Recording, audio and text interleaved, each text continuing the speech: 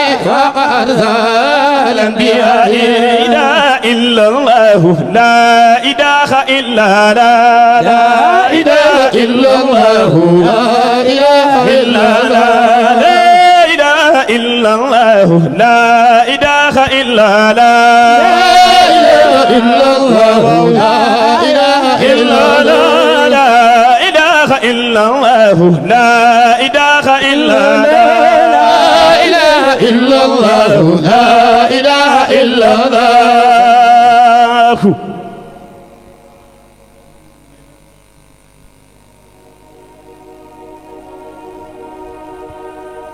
ci li nga xamante ni dégg nañ ko fii ndax le PDG toujours dafay wax ni fexe leen ëttu këru diine yëpp gis seen bopp ci télévision bi ndax taxawaay boobu mooy taxawaayu diine boobu mooy taxawaayu tarixa bi waaye taxawaay boobu mooy taxawaayu maam Cheikh Seydil Hadji Malick yàlla na yàlla wéral baat yi am na solo professeur yaakaar naa ni ñëpp a ngi bég ci waxtaan bi waaye ñu mel nag ñu ngi waajal lu am solo fii ci université bi mooy suba war na am xadat juma bu mag a mag a mag xam naa bu ñuy tëj président dina ci ñëw waaye tamit ñoom it ñu décider rendre hommage le PDG waaye rendre wala hommage Malikia TV leeru Maodo ci apport bi nga xamante ne tey am na ko dolli na ko ci diin ji ak njàngale maam Cheikh Seydil Hadji Malick rawatina Seydi Cheikh Ahmed Tijani mu mel ni nag ñu tànn thème bu am solo muy le temps et l'espace tudd nga ko léegi ci espace bi nga xamante ni dafay dem jusqu'à l'infini doo xam fu mu yem tey boo doon tënk temps ak espace ci thème bi avant question di ñëw nan nga ciy wax. barakallahu loolu nag le temps macha allah maa ngi bég lool ci abiyat yi. wallaahi ci bokku taalibe yi. wallaahi xam naa am na seen benn abiyat boo xam ni moom. ni may def moom. cheet tabixatul ridi bi man taqisa fihi bi man tafi badihi abqi biha muhawale. ndeysaan بمن تقي هديه بها المعمل قد كان خير مرسلي قبل الوجود الأول wallaay ndeysaan ولم يكن من جندل أهلنا المؤثر لم يدر خير خلقه وخلقه سوى إلهي ما شاء الله ولكنه مشهد ما شاء الله barakallahu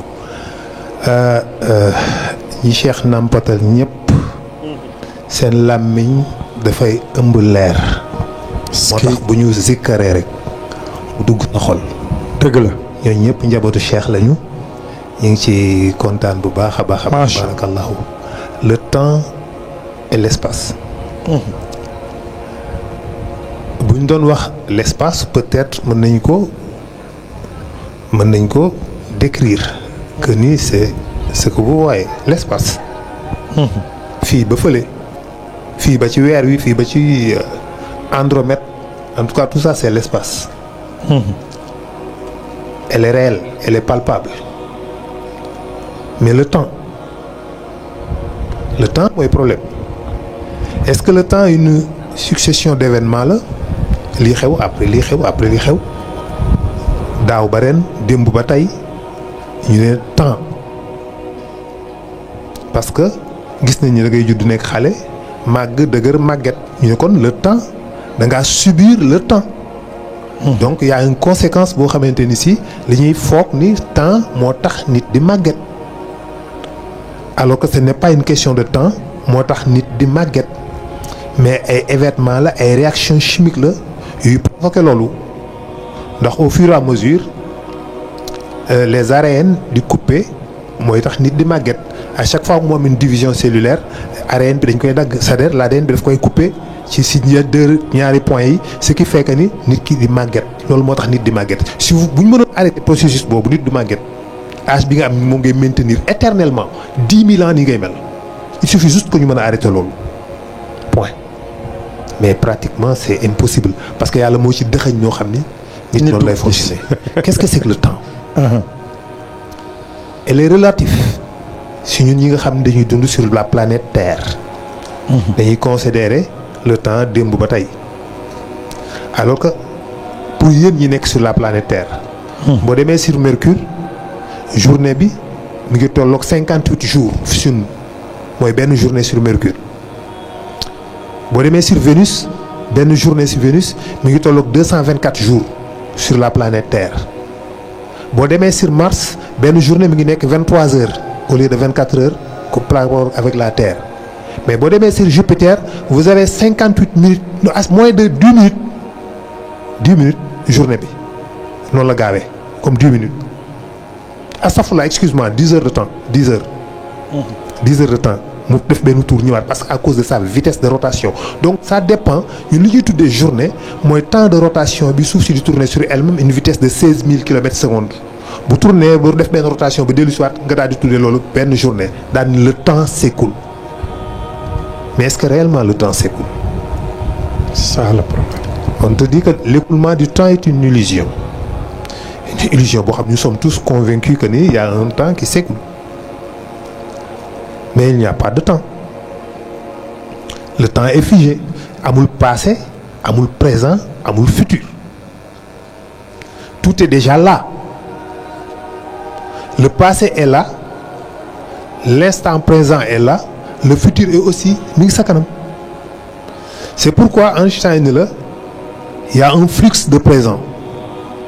Un flux de présent mooy yow ngay déplacer wu dans l'espace et dans le temps. bu fekkoon nit ki dafa jël benn train yëg ci train bi départ Dakar day nekk Dakar day gis Dakar di gis Dakar di gis kër yi ba génn ko dugg Rufisque ba génn Rufisque dem Thiès ba romb Thiès ainsi de suite. nit ki dundam en réalité noonu la mel. ce n'est pas que temps bi mooy écoulé wu moom mooy défilé wu moom mooy déplacé wu dans l'espace et dans le temps. ce n'est pas que temps bi mooy écoulé wu mais yow sa bopp yaay dox c'est pourquoi il parle de flux de présent da ngay nekk présent fii nekk présent fii nekk présent fii y a que des présents des présents des présents des moments où tu es là après nga ñëw fii après nga ñëw fii une succession d'événements. Et ce n'est pas un écoulement que le temps s'écoule, c'est une illusion. Le temps dafa am benn nekkul lu réel lu ñu mën a tenir parce que en fonction de qui de où fan nga nekk ban position ban planète. Le fait que bu nit ki di déplacer wu vitesse lumière le temps dootul amati dootul agir ci moom. Par exemple le paradoxe des jumeaux daf koy expliquer boo jëloon ñaari jumeaux yoo xamante ni si ñoo tolloo juddoondoo am ñaar 20 ans nga jël kenn ku dugal ko ci benn navette spatiale. mu déplacé wu vitesse presque 300 000 kilomètres/s à peu près mu def 2 ans moom ci biir navette bi di voyage yi defaat 2 ans dellu si muy 4 ans ci moom bu ñëwee day fekk jumeau bi am 40 ans moom mu am 22 ans. da koy fekk mu màgget am 40 ans moom mu am 22 ans parce que moom instant bi muy déplacé à cette vitesse temps bi amatul ci moom benn emprise amatul ci moom impact. moo tax moom 2 ans lay durer ci moom mais fii duré na fi 40 ans mais ci moom li mu contré 2 ans la parce que le temps day commencer di écouler wu day dilaté wu. C'est pourquoi on parle de dilatement de l'espace et du temps. Le temps se dilate, l'espace se dilate. booy déplacé wu à une vitesse de 300 000 km/s le temps se dilate. Espace bi limite parce que l'espace se contracte et dafay contracter wu di def ay dilatation. dafay def ay vagues. C'est ce qui crée même d'ailleurs les ondes gravitationnelles parce que la gravité dafay provoquer ay ondes yoo xam ni c'est l'ondulation de l'espace. L'espace dafa mel ni benn tissu bu vaste nga teg ci les planètes le soleil la terre la lune ñuy flotter ci kaw benn drap bu ñu tàllal par exemple bu ñu jëloon benn drap ñu tàllal ko bu ngand ñëpp ñi téye fii nga jël benn bal sànni ko ci digg bi foofu day courber day wàcc day diis ndax diisaay bi c'est ce qu'on appelle la courbure de l'espace. Donc boo tegee fii boo sànnee beneen boule boobu forcément day dem ci creux boobu. bi ballon boobu créé. moo tax la planète reste autour du soleil. ce n'est pas parce que l'attraction du soleil mooy fixer moo maintenir la terre autour du soleil mais la courbure de l'espace bi nga xam ne lourdeur masse soleil bi provoqué na ko. léegi nag ni muy déplacé woo dafay provoquer ay ondes. c'est pourquoi Einstein prévoit que ni mën nañu peut-être même déplacer wu à des vitesses supraluminiques, des vitesses supérieures à la lumière, parce que li ñu xam nañu vitesse lumière dara mënu ko dépasser. nit xamul vitesse bu supérieure la vitesse lumière. 300 000 km par seconde. C'est incroyable, c'est inimaginable. luy déplacer wu 300 000 km par seconde. loolu nit xamul vitesse bu toll noonu mais daf ni bu ñu utiliser la contraction de l'espace, la dilatation de l'espace, mën nañu créer ay vitesses yoo xam ne dafay supérieure la vitesse lumière. C'est ce qu'on appelle les vitesses supraluminiques. bu boobaa il faut que ñu am ay énergie yu incroyable mën a provoquer ay bulles de distorsion. Ce qu'on appelle les bulles de distorsion dafay créer ay vagues. C'est comme si que l'espace dafay créer ay vagues. C'est comme un surfeur buy surfer ci ay vagues. xam nga surfeur bu nekk ci kaw vague yi vitesse bi muy déplacé wu du moom amul moteur mais vague yi mouvement vague yi moo koy propulser muy dem. donc mouvement vague yi nga xam ne espace bi moom lay provoquer boo mënee créer benn bulle de distorsion avec des énergies mën nañu permettre ñuy glisser ci kaw espace bi di déplacer à des vitesses supérieures à la vitesse lumière. C'est pourquoi il est possible de déplacer n'est-ce pas nga déplacer wu ci kii bu toll noonu donc bu boobaa temps bi dootul amati ci yow benn impact yow léegi da ngay supérieur le temps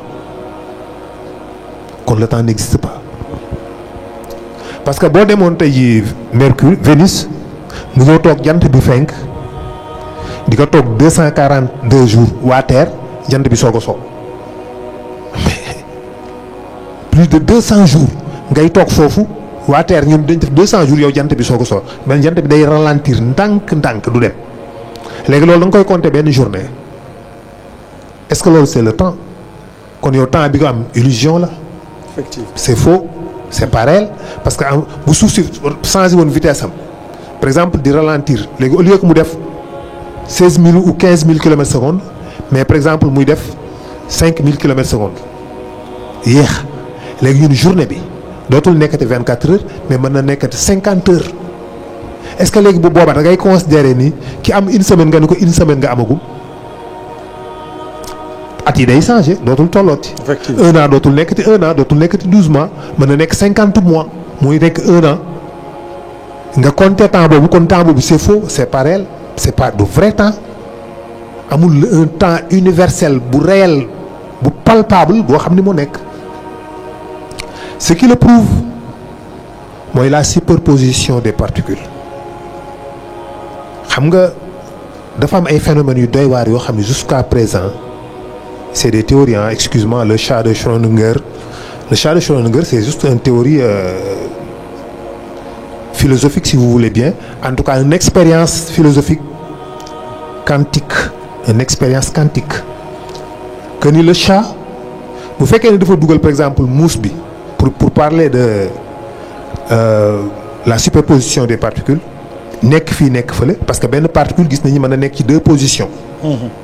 Yu bokkul.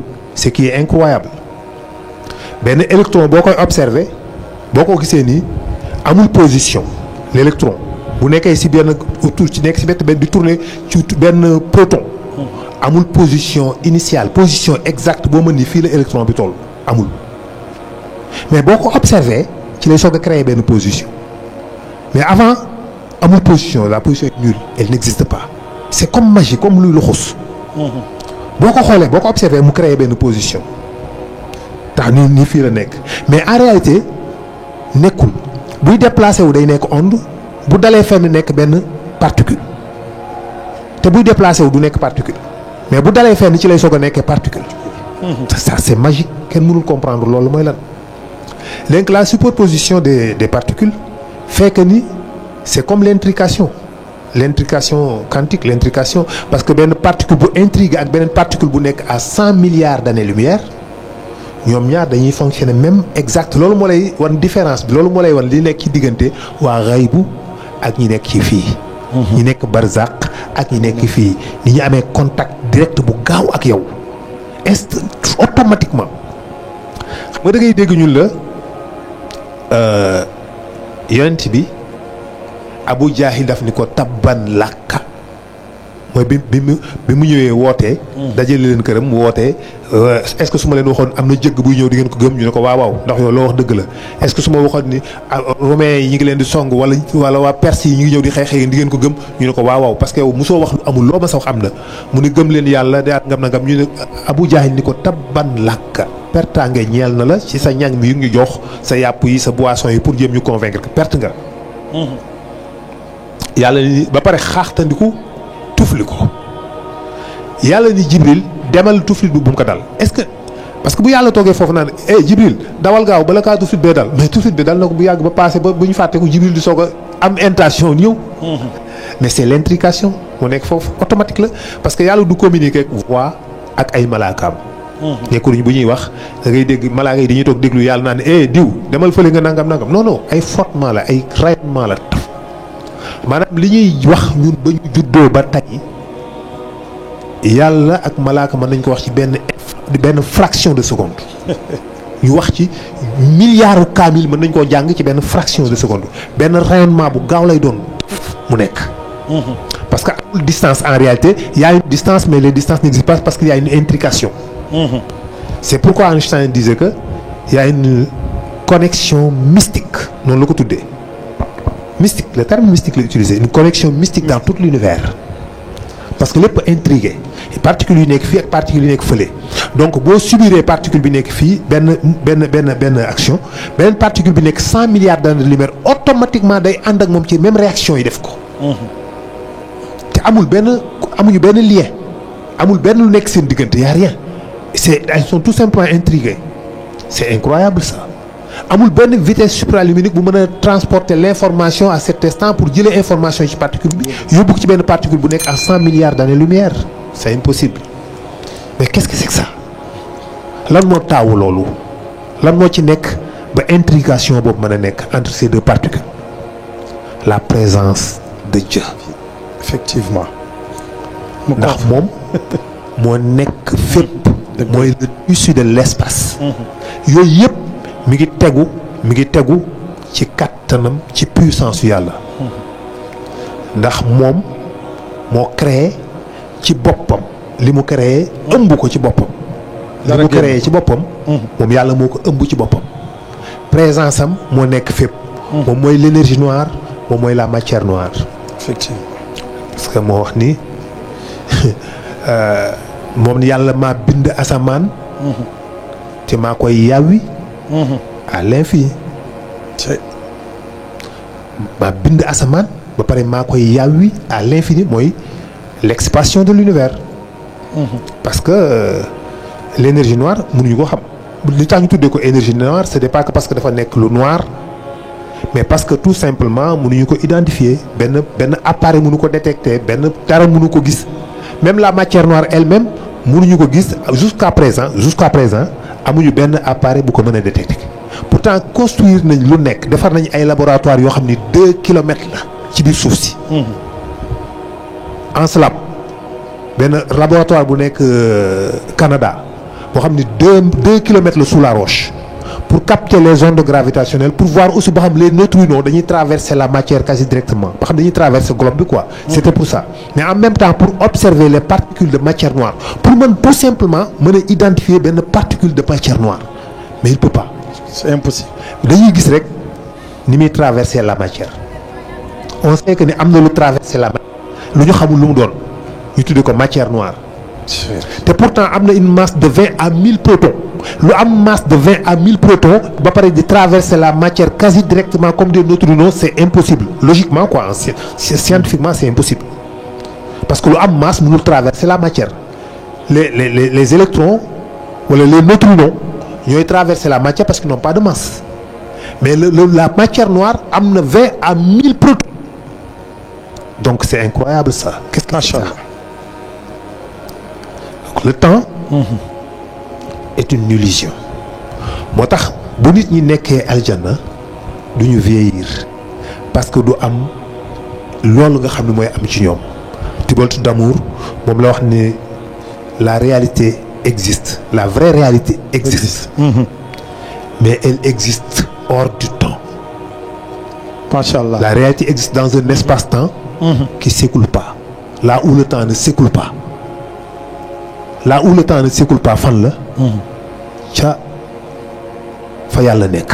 est-ce que ala kulli xaal. dara génn ko macha allah yaakaar naa ni am na solo te mi ngi guddi te li mu wax ci espace bi dégg ngeen ko mooy li nga xamante ni moom la ñuy gis ba fu suñu bët mën a yam wala bi fi nga xamante ni scientifiquement foofu la ñu mën a yam mais nag le temps mu ne c'est une illusion mu ne y a un flux de présent yaakaar naa ni y aura des questions ici yoo xam ni sëñ Abou maa ngi lay ziar bu baax a baax a baax Diallo di kontaan ci sa teewaay teelu ma la gis moom dafay topp émission yi dafay encourager ñi nga xam ne ñoo nekk ci Malikia TV leeru Maodo muy Abou Diallo yaakaar naa ni te may dugal nag sama gars yi waa kër maam Cheikh Seydi Hadji Malick ñu jàngal ñu tuuti rek ay am daax en attendant ñi nga xamante ni ñoom ñoo war a laaj ñu jël rek ñaar ci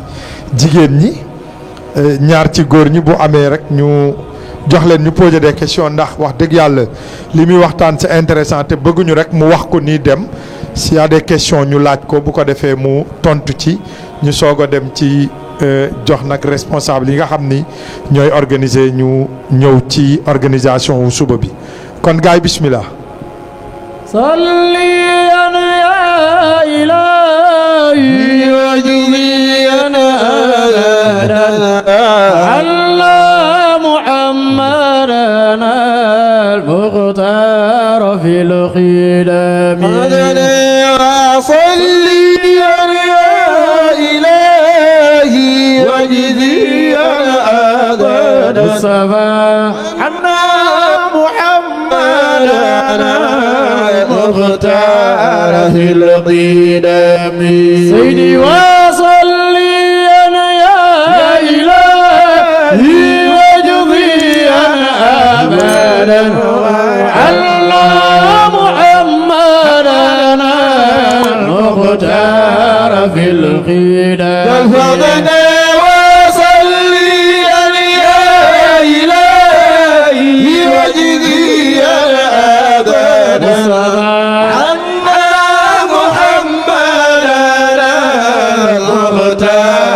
في القدم سيدي الحمد لله ذي الإيجاد والخدم مؤمنين بوجود البدر ذي الخدم وصلي يا إلهي وجزيا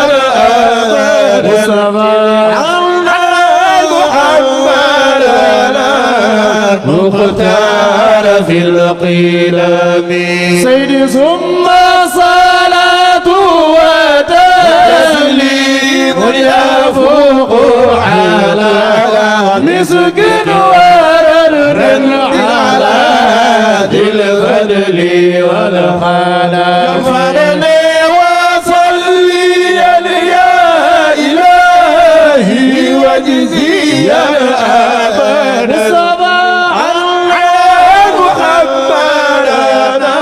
المختار في القدم سيدي وآله المعتدين الخيرة الكراماء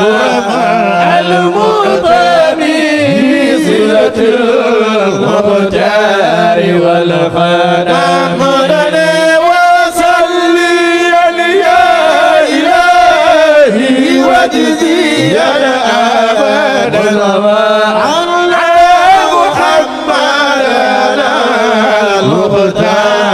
في القدم سيدي ما أرعد الرعد والخاء تنهيب من هديها وجرى دمع من القلم وصلي يا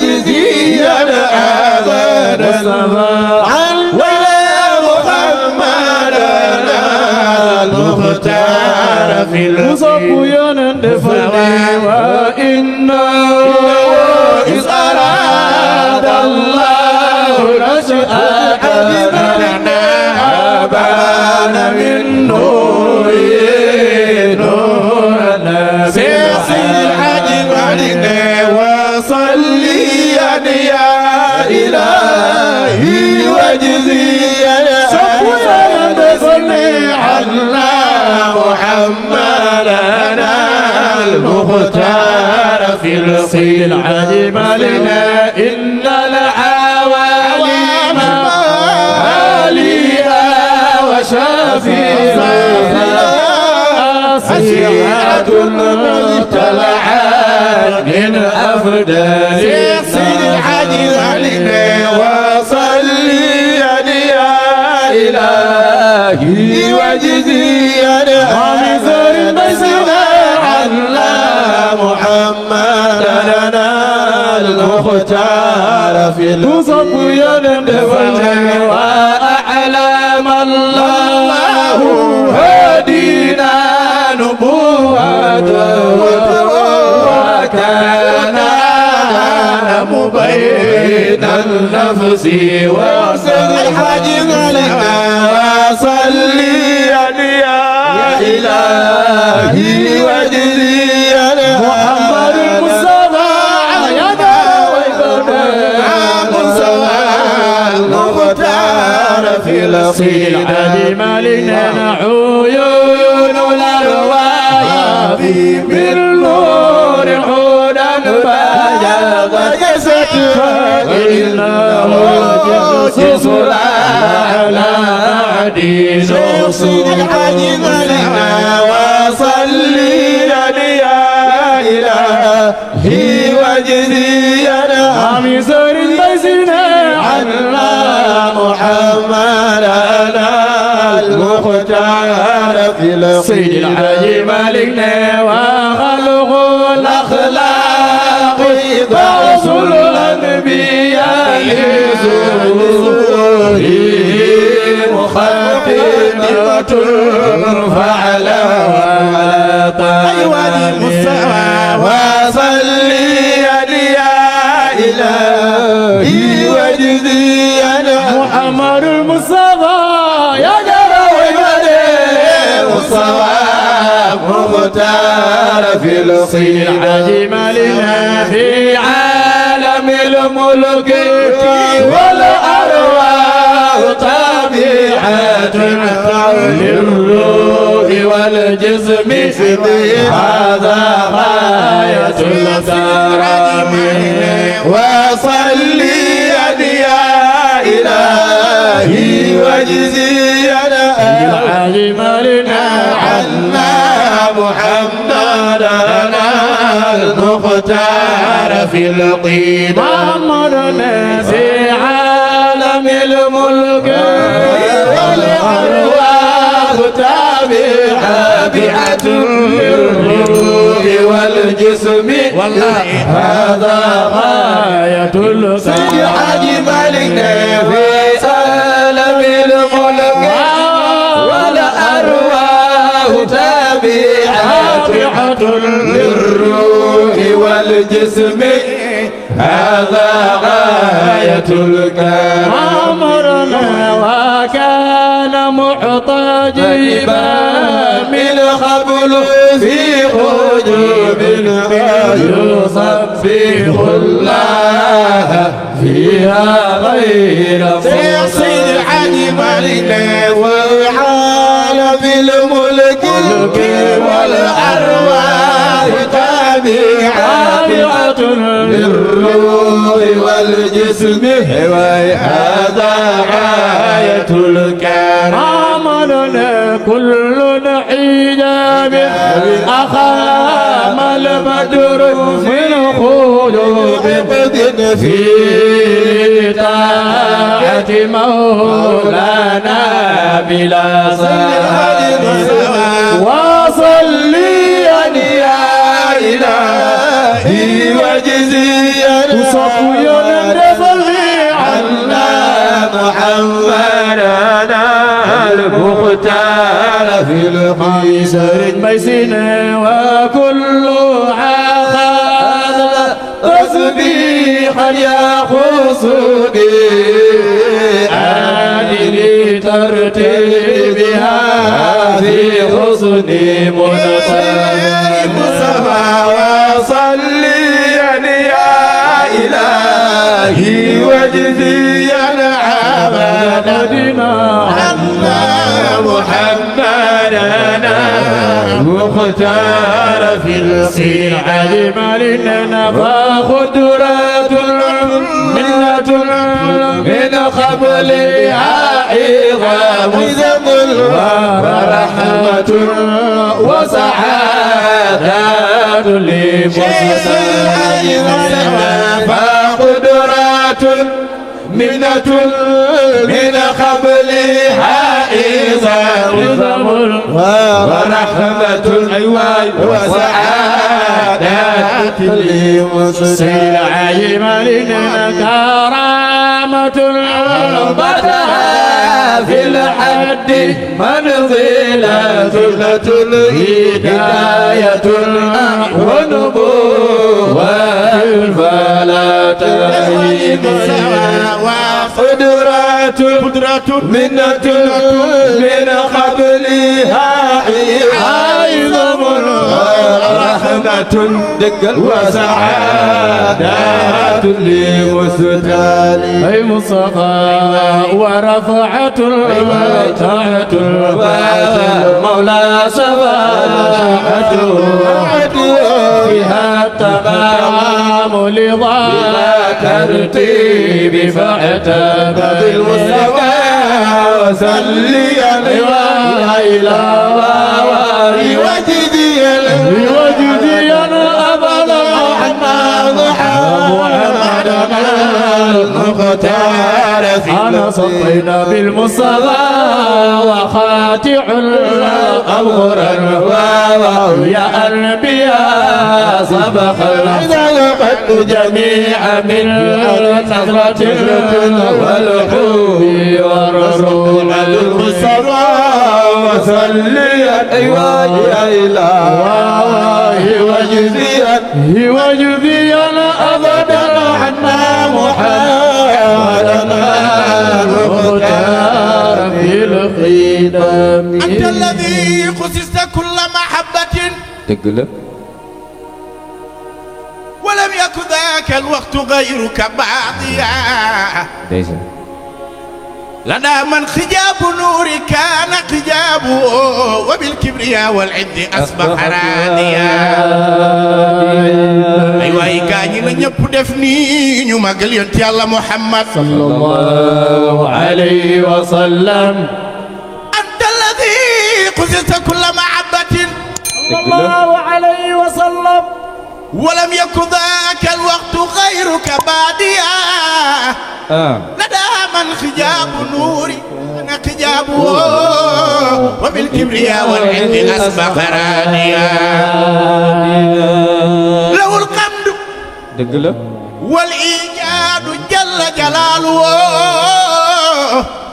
والكبرياء والعند أصبح راديا له القمد والإيجاد جل جلاله والكبرياء والعند أصبح راديا ما فقد المعدون مثل محمد صلى الله عليه وعلى آله وجاء مدينة ولا مثله قد الخيامة يفقد لكل نبي في الأنعام فضيلة وجملتها مجموعة بمحمد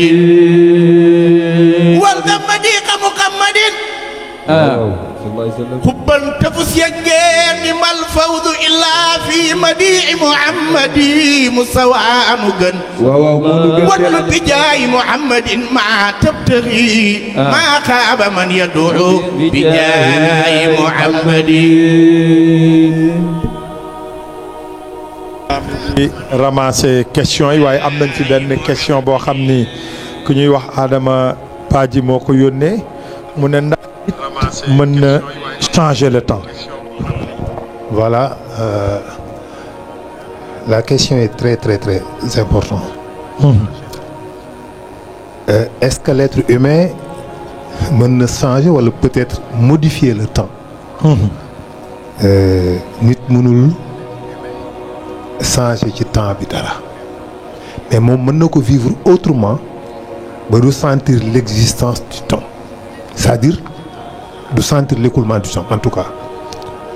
Le temps, parce que nit problème de conscience là. Est-ce que tu es conscient? Excusez-moi, sama téléphone bi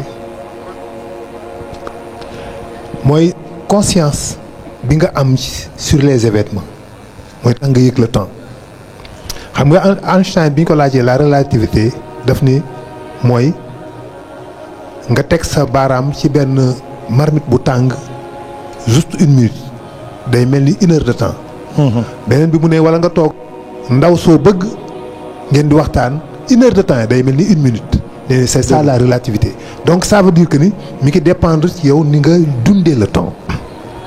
Dara mën na dund 1 minute mu mel ni yow boo dundoon 1 siècle ni muy mel ci yow. 1 minute moom mel ko ci moom. Parce que moom ni muy savourer le temps la ni mu koy dundee ni mu koy yëgee chaque seconde près da koy yëg da koy dund da koy vivre. Gis nga nit bu teewloo concentré wu ku teewlu dëggantaan day gis ni temps bi day yéex. boo teewloo dëgg moo tax booy déglu pendule montre muy def tic tac boo ci concentré bu yàgg da ngay jékki gis ni léegi tic tac bi day yeex danaan tic tac parce que le temps ni conscience bu profond bi nga ci am dafay tax ba day temps bi day mel luy dilaté wu day commencé di yeex. Professeur, dans un match de foot. Dans un match de foot qui dure 90 minutes. Si une équipe a été menée. Le temps est trop rapide ci ñoom. yow mi nga xamante ni da nga mëne. temps bi day gudd ci yow. day gudd ci yow donc mu ngi noonu xam nga tey jii da ngay gis benn rab boo xam ne dafa espérance de vie bu gàtt. pour yow dundam gi amul temps wu def dara quoi. La mouche par exemple je crois que su ma juumul 5 jours la. espérance de vie wu weñ 5 jours la wala 3 jours quelque chose comme ça. yow tu dis que ni mais juróomi fan mais muus daal weñ daal moo gàtt fan juróomi fan lan la ci mën a dund. mais juróomi fan yooyu mën na mel ni ci moom juróomi siècle. xam nga nit dina gént 1 an ci biir benn gént te pourtant gént bi passewul 1 heure de temps. effectivement mais yow ngay gént 10 ans ci biir gént gi. ngay gént gis nga nekk après nga màgg ci biir gént gi. nga dund lu yàgg ci biir gént gi te pourtant ci bi nga koy gént réellement quelques minutes la durée mais ci biir gént gi yow dund nga ay at. c'est-à-dire c'est ça l'écoulement du temps mooy ni mu ko dundee ci conscience am conscience bi mu ci am. ci écoulement wu temps bi moo tax nit mën na sentir temps gudd wala mu gàtt ci moom mais moom mënul modifier temps bi mais moom mën na modifier impactam sensation am yëg-yëgam ni muy vivre le temps. Donc, à tel point que temps bi day yaatu wala mu gàtt. Donc le temps, si je te suis bien, on ne peut pas l'observer. On ne peut pas l'observer. Donc on ne peut pas le définir. Non, on ne peut pas le définir. On ne peut pas définir le temps que ni yow li nga mën rek mooy utiliser wa shamsu wal xamru bi usbaan jant bi ak weer bi pour mesurer le temps gis nga le mot temps existé wul dans le Coran. amul wala asr takkusaan la. saa jour la waqf ci arab mooy waxtu mais le temps en tel que tel point boobu ça n'existe pas. Effectivement. Donc voilà. Donc su ma mënee am question yi parce que ñu ngi may signaler waxtu bi ñu ziar bu baax nag ñi nga xamante ni tey ñoom ñoo fi toog muy daayira kud bi nga xamante ni daayiratu Rachidine ak Tijaniya bu kud abnaaw xada Tijaan bi lañ bokk suñu mbokk Abu Diallo tam mi ngi fii bu daara Mam Maodo Seydina Alioune Dieng Mohamed Bachir Fam ñooñu ñëpp ñu ngi fii soxna Tabay question Mohamed Bachir Fam pourquoi le Coran jure-t-il par le temps. yaa ngi koy wax léegi oustaz Abou maa ngi koy nuyu di ko ziar bu baax. di ko béggee lool mu koy bàyyi xel bu baax ndeysaan. mu nekk défenseur u xadara bi nag. bu baax bu mag a mag a mag a mag. waaw déglu nañ témoignage bu rëy bi nga xamante ni. Serigne Moustapha def na ko ci moom bërki démb. macha allah waaw defal ko njaboot gi yëpp nag. ala kulli xaal. waaw j'aurais bien aimé xam naa ne bu ma soñoon xale yi bu ñu dajeeg ñii sax. tarixa bi la ñuy waxtaanee. dëgg la si jamono ji c'est très important. non dinañ fi ñëwaat. c'est dommage que voilà mais j'aurais préféré que ñu waxtaan ci loolu. ak les dangers yi nga xam ne moo si nekk. effectivement. voilà mu ne pourquoi yàlla di giñ ci temps. ci temps wal asri maa ngi giñ ci tàkkusaan ñun ñu définir ko le temps. tout le temps. yàlla dafay giñ ci biddéew. dafay giñ ci jant. wa shamsu wal xamaru wa nujumu yooyu yëpp daf ciy waat. pourquoi muy waat ci objet yooyu nga xam ni moom moo ko créé pourquoi waat dafa nekk loo xam ni day définir ni lii may wax certitude la maanaam loolu waat bëgg a wàññi dara du ko dindi léegi métaphore loolu mooy lan yàlla donc bu la bëggee wan ni lii ma lay wax man yàlla dëgg la gu dara dul dindi dafay jël loo xam ni xam nga ko werante woo existence am kon gëm nga ko ak certitude te mënoo ci loola dara. dëgg mu waat ca mooy dëgg gi ma la wax doo ci mën dara. jant bi kenn werantewul ni jant bi am na wala amul ñëpp d'accord ni jant bi existe na. mais kenn mënul ci jant bi dara. est-ce que gis nga ni mu la wéree ni jant bi mënoo fexe ba du jóg. na la wér ni yàlla dala ma bëgg a wax ni sama kàddu yi mooy la wax na la wér ni noonu la moo gën a dëgër loolu. ni mu la wéree ni ñëpp xam nañu jant bi mi ngi nii te àdduna bépp bu ñu àndoon mënuñoo fexe ba empêcher jant bi mu fenk. wallaahi yàlla mu ne loolu ni mu la leere na la leere ni lii ma lay wax noonu la nekkee xàqul yaqin moo tax muy giñ ci wa shamsu wala biddéew wala weer wala jant wala temps parce que tàkkusaan gi day am kenn mënul tere tàkkusaan am. dëgg la kenn mënut a fexe ba tàkkusaan du am ala kulli xaal day am. donc yow moo tax yàlla di giñ ci boppam wala ci objet yi wala ci créé xam na création. ba tey question bi dafa am lu muy junj. mu ne dans la sourate al asr. et pourquoi il le nomme asr qui signifie le début du soir dans le temps.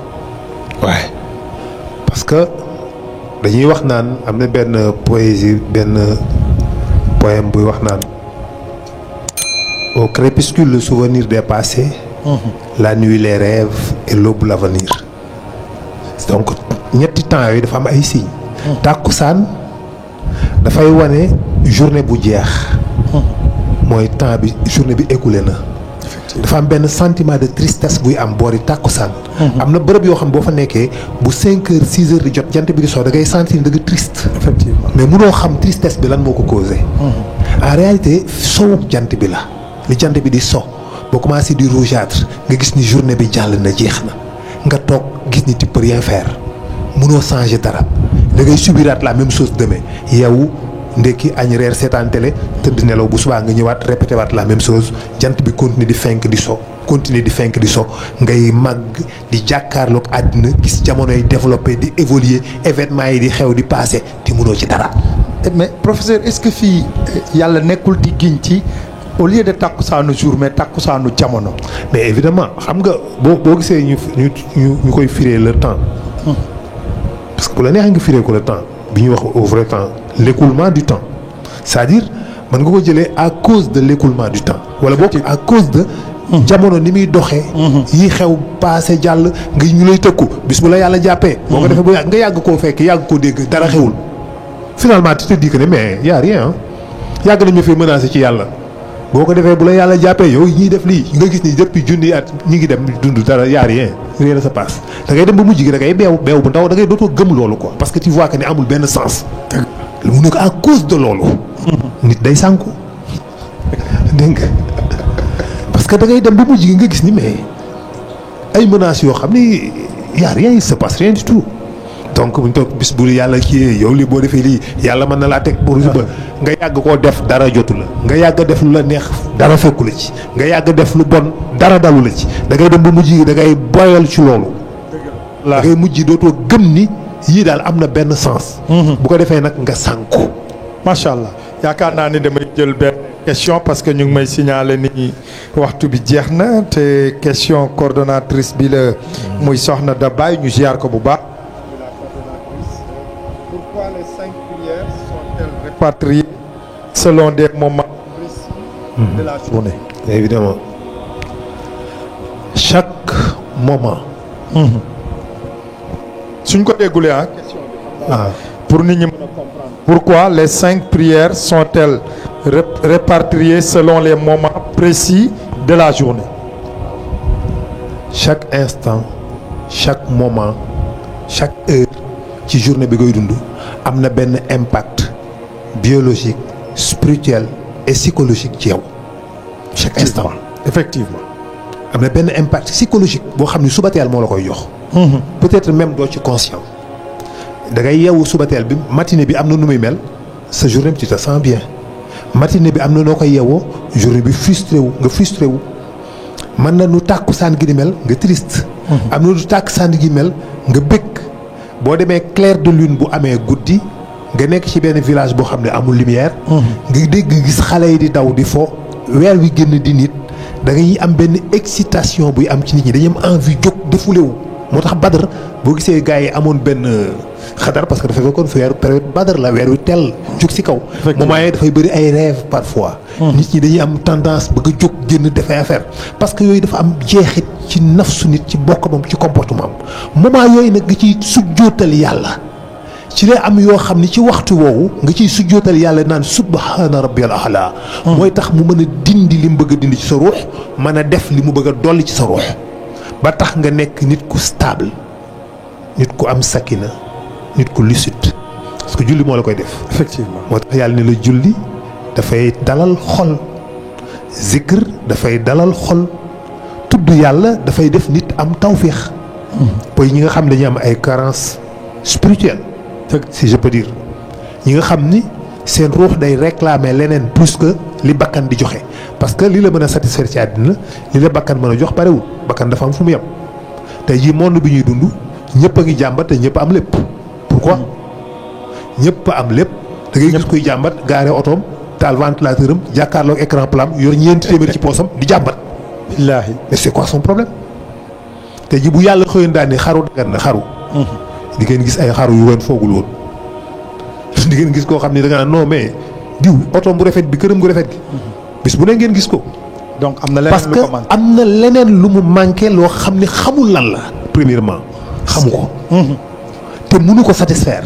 bu li mu am bu delluwaatoon dina rey boppam jënd ay yeneen oto yeneen i kër yeneen costume yu rafet changer bu ko neexee mais ça change rien du tout. day gis ni toujours y a rien.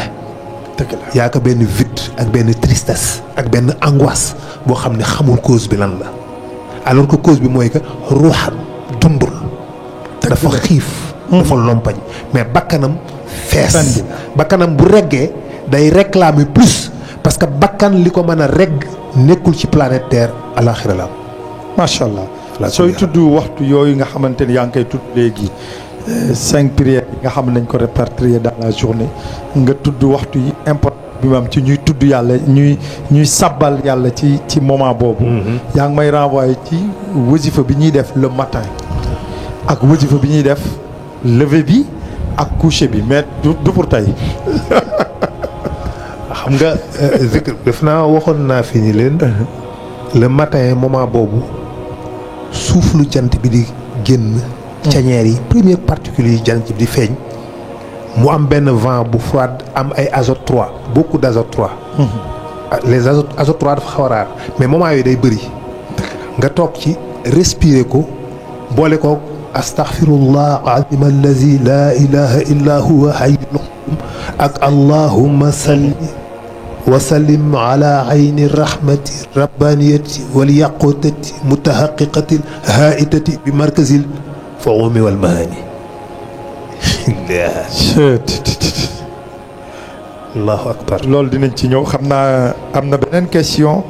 Comment les deux différents espaces peuvent influencer le développement des hommes qui dépend d'un processus biologique interne sur l'exemple que vous donniez sur les jumeaux? Je crois que je comprends pas bien. comment les deux différents espaces mooy ñaari espaces yi nga tudd sànq. waaw ci ñaari jumeaux yi. ok. loolu lay laaj. waaw parce que temps bi biologiquement. ki nga xam ne moom départ na di déplacé wu vitesse bu proche vitesse lumière. réaction chimique yi doon am ci yaramam dañuy ralentir li mu doon def ci 1 minute da koy def ci 2 heures de temps. tam du gaaw moo tax du màgget. effectivement loolu rek la tey boo demee aljanna tamit ñu dugal ci beneen dimension boo xam ni. c'est pratiquement ça. doo màgget moo tax doo màgget da nga fay nekk 4 milliards éternellement jeune. éternellement jeune. ala kulli haal. donc mu am une dernière question. Quel est le lien entre la Kaaba et la centralité de l'espace musulman? Ah ça c'est compliqué. rôlu Kaaba gi. ci jullit yi. xam nga dafa am yoo xam ne yàlla moo ko xam. la Mecque Makka yàlla moo ko fa samp. Kaaba gi fa mu nekk. Kaaba ga fa nekkoon boo ko fa yàlla di def nit amul.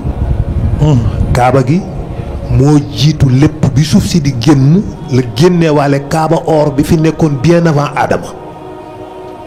pendant des milliers et des milliers d'années ay malaaka yi rek ñoo fi nekkoon di ko tawaaf parce que nit amul Adama amul.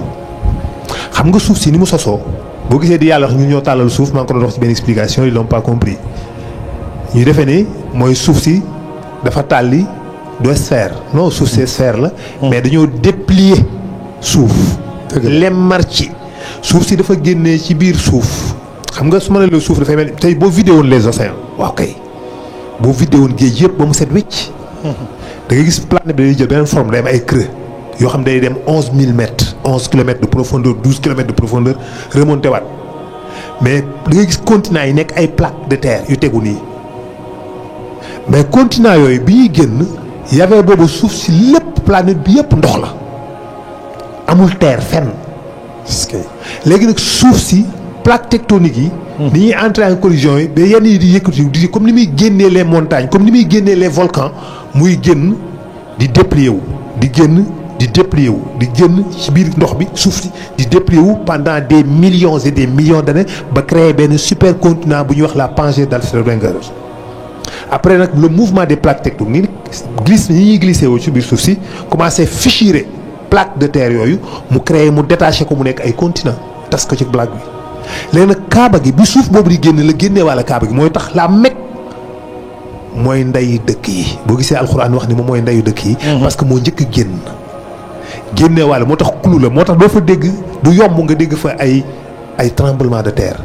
walla ay tsunami parce que foofu dafa stable moo tax yàlla ni dëkk bu wóor bi. est-ce que baladal amin parce que dëkk bi dafa garantie bi nekkul parce que kenn mënu faa yàllaa koy protéger ku fa bëgg a bombarder non mais parce que ci boppam ak moo am kaaraange sécurité boo xam dafa stable. doo fa gis ay volcans yu explosé doo fa dégg tremblement de terre doo fa gis tsunami parce que dafa stable moo tax mu ne baladal amin léegi nag boofu bi mu génnee la génne walla Kaaba or bi Kaaba googu nekk na fay des millions d'années ay malaaka rek di ko tawaaf. macha allah ba après. ci toofaanu noox la ko yàlla soog a simp yóbbu ko. Ibrahim bi mu ñëwee loolu la yëkkatiwaat tabaxaat ko mu nekk Kaaba gi mais position boobu am na lu ci yàlla def. ndax position bi mu nekk damay bañ loolu mu jël suñu temps parce que temps bi dafa jeex nga wax. jeex position bi Kaaba gi nekk la Mecque ni mu nekkee boo utiliser les nombres d'or. par rapport entre le pôle nord ba ci Kaaba gi le pôle nord ba le pôle sud ba ci Kaaba gi. nga diviser ko daf lay jox le nombre d'or. daf lay jox le nombre d'or maanaam yii noonu voilà. macha allah. rien lépp dara du hasard. yaakaar naa ni Ndiassé foog ñu am beneen jataay daayira bi nga xam ne dañu ñëw directement ci tarixa bi c'est très important li mu fi waxtaan tey mbokk yi ñu fàttali leen ñu ngi fii ci U4 di waajal nag xadat juma bi nga xamante ni demain les étudiants Tidiane ñu ngi rendre hommage suñu PDG xam naa nag dañ ko def rek defuñu ko pour dara mais dañ ko def parce que nee nañu Malika TV daf leen dimbali ci lu bëree bari ci wàllu njàngale. waaw loolu la ñu wax. vraiment donc moo tax dañ koy affiche partagé ko mu nekk lu am solo ñu ñaanal leen yàlla na ci yàlla def ndam def ci sac def ci mu nekk jàmm ak yëkkatiku ci étudiants yi nga xamante ni fii bërëbu sàkkukaayu xam-xam la ñi fi toog ñëpp yàlla na leen yàlla boole ci ñi nga xamante ni ëllëg ñooy taawu réew mi ci wàllu xam-xam taawu ko ci wàllu ndono yi nga xamante ni donne nañ ko ci borom xam-xam yu mag yi nga xamante ni fii ku nekk génnee na fi tey ñi ñu gën a yaakaar ci réew mi fii la ñu yaakaar ñu génnee pour mën a nag jëme Sénégal ci kanam yàlla bu mu leen ump góor comme jigéen yaakaar naa ni si le président yi la ñu jox ko rek mu yëkkati ay addu yu gàtt rek jëme ci jataay yu suba bi ci wàllu organisation bi ak taxawaay bi ak woon ak ñëpp rek ñu soog a yëkkati jataay bi.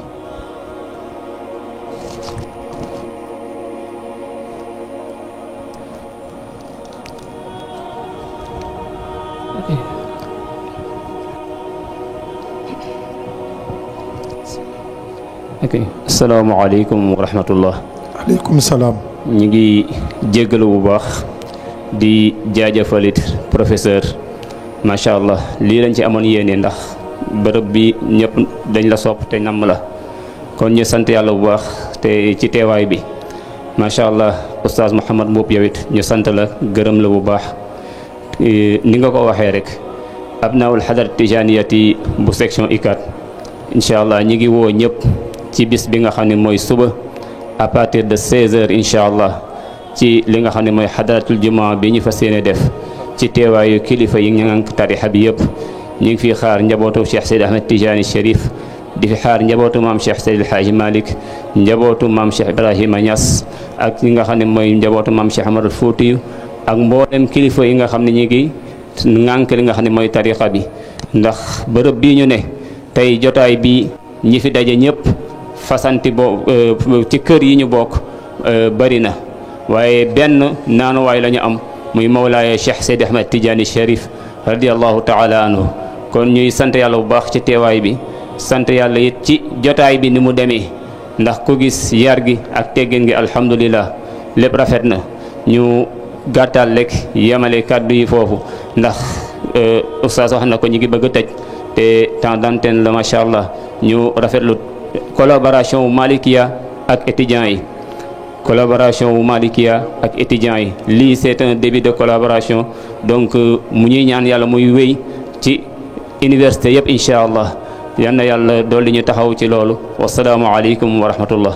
jërëjëf xam naa rek ñu jox sunu mbokk nga xamante ni mooy Abu muy soppay télé moom tam mu am 2 mots rek ñu soog a tëj. la rek ñu remercier daayira yi fi nekk yëpp remercier le professeur Madiama Fall. macha allah ci occasion bi ngeen jox le professeur Madiama Fall mu ñëw sur cet espace muy ndamu Seydi Hadj Malick parce que man Fès laa toog benn nitu yàlla moo ma ne soo bëggee xam dëgg-dëgg lan mooy université Maodo faw nga dem déglu ci professeur Madiama Fall ci rawdu Cheikhu Tidiane te boobu xaw ma ko bi ma ko commencé déglu nag moom moo may berse